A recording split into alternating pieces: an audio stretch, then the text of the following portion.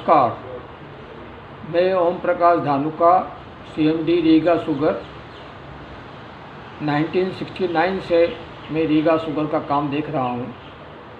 जब मुझे काम दिया गया था तो 1000 टन की फैक्ट्री थी, जिसको बढ़ा के 50,000 टन और डिस्टिलरी, फर्टिलाइज़र, पावर प्लांट लगाया गया।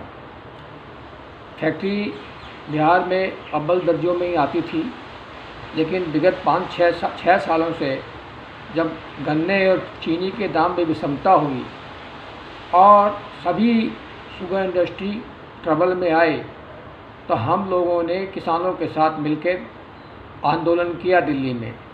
और हमारे आंदोलन का फल ये हुआ कि मोदी सरकार जो आई थी, नई सरकार, उन्होंने सुनवाई की और कुछ रिलीफ्स अनाउंस किए। बट दुर्भाग्य की बात यह है कि वो सब रिलीफ्स जो मिले वो अच्छी कंपनियों को, बड़ी कमाई वाले फैक्ट्रियों को, उनको ही मिल गए। और जो कमज़ोर फैक्ट्रियां थी, तमिलनाडु की, बिहार में हम लोग जैसे थे, यूपी में भी के नाम कई फैक्ट्रियां थी जो कमज़ोर थी, जो जिनके फाइनेंशियल रिजल्ट्स वीक हो चुके थे, जो निर्धन हो चुकी थी, उनको कोई भी रिलीफ नहीं मिला। उसमें एक्सपोर्ट को साथ में जोड़ दिया गया, कुछ न कुछ ऐसा लगा दिया गया जिससे कि ये फैक्ट्रियों को उसका बेनिफिट, चाहे लोन हो चाहे सब्सिडी हो, नहीं मिल पाया। उसी बीच में रीगा फैक्ट्री के साथ में ऐसा हुआ कि लास्ट 6 ईयर्स में हुडूद, फनाइल, भूकंप, बाढ़ और इन सब से हम पीड़ित होते रहे। उधर चीनी के दाम कम, इधर ये, इन सब से प्रभावित होकर हमारी आर्थिक स्थिति दिन पर दिन बिगड़ती गई। और हमारे गन्ने के किसानों ने बहुत साथ दिया, लेकिन हमारे कर्मचारियों ने बिल्कुल साथ नहीं दिया। और हर साल कुछ न कुछ नई डिमांड, प्लस हमारे साथ में जाति, स्ट्राइक, फैक्ट्री चलते हुए छोड़ देना आदि कार्य किया, जिससे फैक्ट्री को भीषण नुकसान हुआ। हम लोगों को 5 सालों में जो फनेल, भूकंप वगैरह आया है, हर साल 7 से 10 करोड़ रुपया एक्स्ट्रा फैक्ट्री को चालू करने के लिए खर्चा करना पड़ा। उसी बीच डिस्टिलरी में भी लोगों के कहने पे, जबकि हम जीरो डिस्चार्ज थे, लोगों ने हमारी फैक्ट्री बंद करवा दी।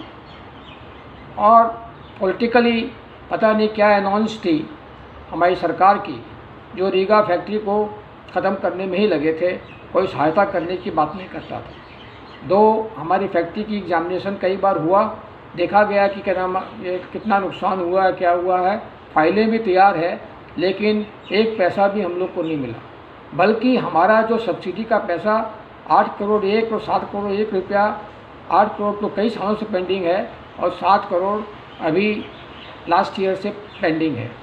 15 करोड़ रुपया ये भी पेंडिंग पड़ा हुआ है स्टेट गवर्नमेंट के। अगर सेंट्रल गवर्नमेंट से हमको रिलीफ मिली होती, जो कि सबको मिली, तो 20-25 करोड़ रुपया वो मिला होता। अगर ये सब रिलीफ हमको मिल जाती और हमारे जो तूफ़ान और उससे नुकसान हुआ वो रिलीफें मिल जाती, तो ये फैक्ट्री कभी भी बंद करने के लिए नौबत नहीं आती। आज ये पोजीशन है कि हमारे पास सैलरी देने के लिए पैसे नहीं हैं। 4 महीने से हम लिख रहे हैं कि 5% जो हमको फैक्ट्री चलाने के लिए दिया जा रहा है चीनी के सेल के ऊपर, उससे कुछ भी नहीं हो सकता है। उससे हम लोग न किसी की सैलरी दे सकते हैं, न कुछ मेंटेनेंस कर सकते हैं, कुछ भी कर सकते हैं। पहले ये हमको 20% मिलता था, तो उसका रिक्वेस्ट भी फाइल में ही चली जा रही है। हमारे साथ इतनी जातियाँ हो रही है, लोग 50,000 किसानों का भविष्य भी नहीं देख रहे हैं। उधर हमारे वर्कर हैं, वो भी स्टेबिंग ही कर रहे हैं। कुछ वर्कर तो हैं जिन्होंने अपनी अपनी संपत्तियाँ बना ली है, कुछ ने अपना ईंटा का भट्टा बना लिया है, कुछ ने ट्रकें चालू कर ली है। कुछ ऐसे लोग आ गए हैं, प्रेसिडेंट, जो हमारी यूनियन नहीं है, हमारी कोई भी दोनों यूनियन में एक भी यूनियन रिकॉग्नाइज नहीं है, बट अपने प्रेसिडेंट और ये बन गए हैं, जो कि हमारी फैक्ट्री से बने हैं।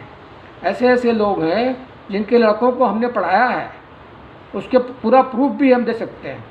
उनके लड़कों की फीस वगैरह हमने दी है। अवध झा, मनोज कुमार, ये सब जो हमारे वर्कर्स हैं, इनके बच्चों को हमने पढ़ाया है। और ये जो तथाकथित प्रेसिडेंट बने हुए हैं राम बाबू, इनकी फैमिली रीगा फैक्ट्री से ही बनी हुई है। और इन्हीं को मारने में लगे हुए हैं। तो अब तो ये सरकार को निर्णय करना होगा, सेंट्रल गवर्नमेंट को, स्टेट गवर्नमेंट को निर्णय करना होगा। एक तरफ तो स्टेट गवर्नमेंट और सेंट्रल गवर्नमेंट बंद फैक्ट्रियों को चालू करने का सोच रही है, दूसरी तरफ ये फैक्ट्री जो बंद होने जा रही है उसको बचाने का कोई उपाय नहीं कर रही है। हमें तो ताज्जुब होता है कि सरकार की क्या नीति है, सरकार चाहती क्या है। दोनों सरकारों की नीति हमारे समझ में नहीं आती है। ये फैक्ट्री सक्षम है, इसकी मशीनरी सब एकदम अप टू डेट है। अगर किसानों को गन्ने का बीज दिया जाए और हमारी पूरी हेल्प की जाए और हमारा जो पैसा बकाया वो दिया जाए, किसानों का पेमेंट करने के लिए 17 करोड़ रुपया लोन दिया जाए जिससे कि इनका बकाया मूल्य दिया जा सके, हमारा नुकसान का भरपाई किया जाए जो भूकंप से और इससे सबसे हुआ है, तो यह फैक्ट्री फिर अव्वल दर्जे में आ जाएगी, इसमें कोई डाउट नहीं है।